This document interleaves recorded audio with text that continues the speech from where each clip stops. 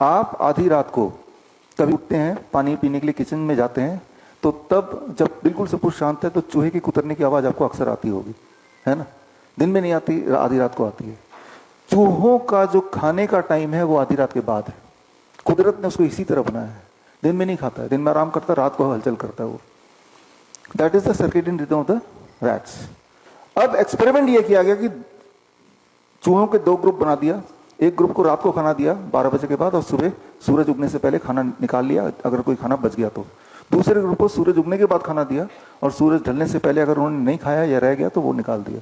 यानी कि एक ग्रुप के पास ऑप्शन है, ग्रुप ए, वो रात को ही खा सकता है। दूसरे ग्रुप के पास ऑप्शन है कि वो दिन में ही खा सकता है। सिर्फ ये बदलाव किया।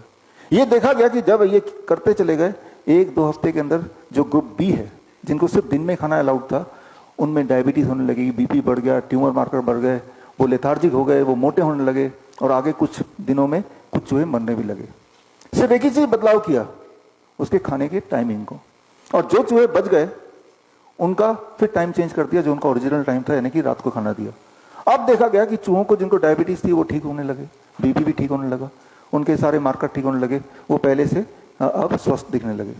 बहुत ही सिंपल है कि कुदरत ने हर प्राणी का एक टाइम जोन बनाया है। उस टाइम जोन के बीच में जब आप खाते हैं तो आपकी हेल्थ ठीक रहती है, उसके बाहर खाएंगे तो आप बीमार पड़ते हैं, वापस अंदर खाएंगे तो दोबारा ठीक होने लगेंगे। Very very simple. तो इस रूल को अगर हम देखें तो टाइम एज मेडिसिन में सिर्फ इतना करना है जो हम करते हैं पेशेंट के साथ। वेरी सिंपल, आपको ध्यान से समझना है इस बात को। सुबह 8 या 9 बजे से पहले कुछ नहीं खाना, और शाम को 6-7 बजे के बाद कुछ नहीं खाना।